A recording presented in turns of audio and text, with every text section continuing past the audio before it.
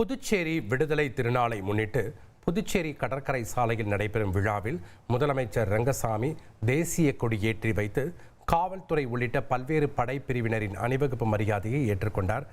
கூடுதல் மற்றும் கள விவரங்களை செய்தியாளர் எழில்குமார் வழங்கிட நாம் கேட்கலாம். வணக்கம் எழில்குமார், அங்க இருக்கக்கூடிய கள விவரங்களை பதிவு பண்ணுங்க.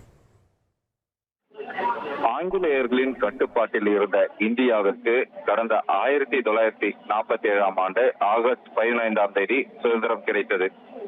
ஆனாலும் பிரெஞ்சு ஆட்சியின் கீழ் இருந்த புதுச்சேரிக்கு அப்போது விடுதலை கிடைக்கவில்லை.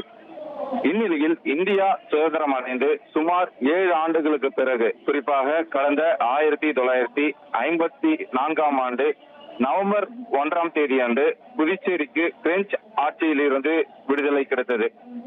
இந்த நவம்பர் 1 புதுச்சேரியின் விடுதலை நாளாக அரசு சார்பில் கொண்டாடப்பட்டு வருகிறது. அந்த வகையில் நவம்பர் 1 இன்று தற்பொழுது புதுச்சேரி கடற்கரை சாலையில் விடுதலை திருநாள் விழா கொண்டாடப்பட்டு வருகிறது.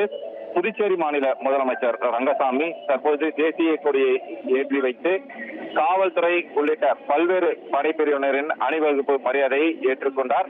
தொடர்ச்சியாக பல்வேறு மாணவர்கள் மற்றும் கலை நிகழ்ச்சிகள் நடைபெற்று வருகிறது. இந்த விழாவில் சபாநாயகர், அமைச்சர்கள், சட்டமன்ற உறுப்பினர்கள் கலந்து கொண்டுள்ளனர். இதேபோல் அரசு அதிகாரிகளும் கலந்து கொண்டுள்ள நிலையில் எதிர்கட்சிகளான திமுக மற்றும் காங்கிரஸ் ஆகியவை புறக்கணித்துள்ளது.